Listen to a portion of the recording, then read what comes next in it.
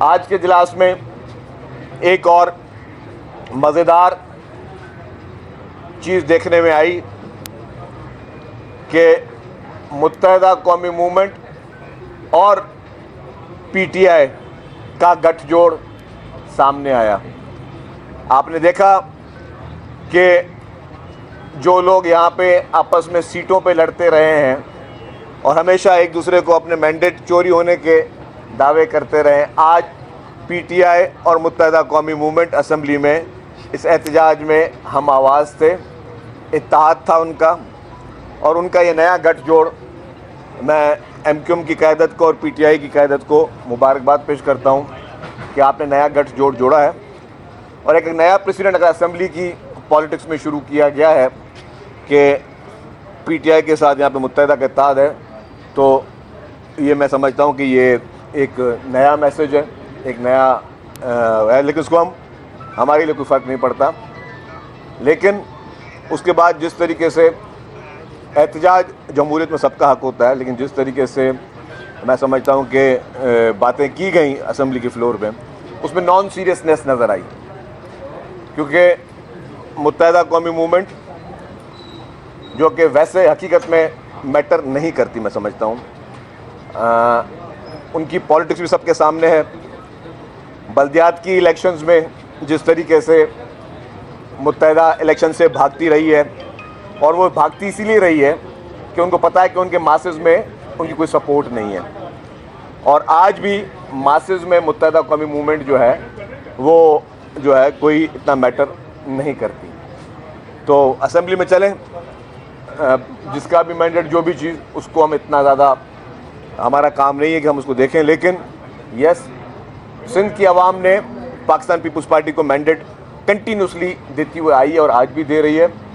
हमेशा वो लोग जो प्रोपेगेंडास करते रहे हैं उनको सिंध की आवाम ने पहले भी मुस्तरद किया है और हमेशा की तरह आइंदा भी मुस्तरद करते रहेंगे, क्योंकि इन लोगों के स्टेक्स आवाम के साथ नहीं हैं। इन लोगों के स्टेक्स जो हैं वो उनकी पुरानी सियासत में है।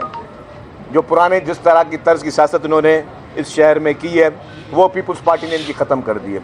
पीपल्स पार्टी ने शहर कराची में गुंडागर्दी, बोरी बंद लाशें, बदमाशी, भत्ताखोरी और खालों पे सियासत, ये सारी पीपल्स पार्टी ने उसका ख़ात्मा कर दिया है।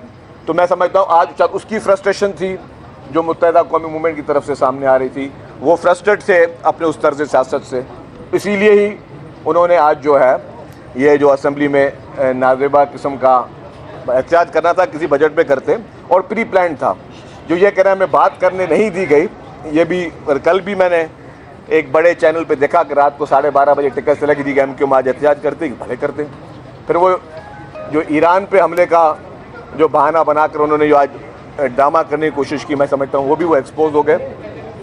पीपल्स पार्टी करारदाद लेके आई, चीफ मिनिस्टर साहब ने करारदाद वो पेश की और वो पास हुई यूनानिमसली, और आपने देखा कि उसको हमने कंडेम किया। चीफ मिनिस्टर साहब ने अपनी स्पीच की शुरुआत ही ईरान पे जो इसराइल का बुज़दिलाना हमला हुआ है, अपनी स्पीच की शुरुआत ही चीफ मिनिस्टर साहब ने उससे की। और फिर जैसे इजलास, एक लॉज हैं कि बजट इजलास में और कोई कार्रवाई नहीं होती तो इजलास को ख़त्म करके और एक ही मिनट के बाद दोबारा इजलास बुलाया गया और उस इजलास को बुला के इसकी ये करारदाद लाई गई।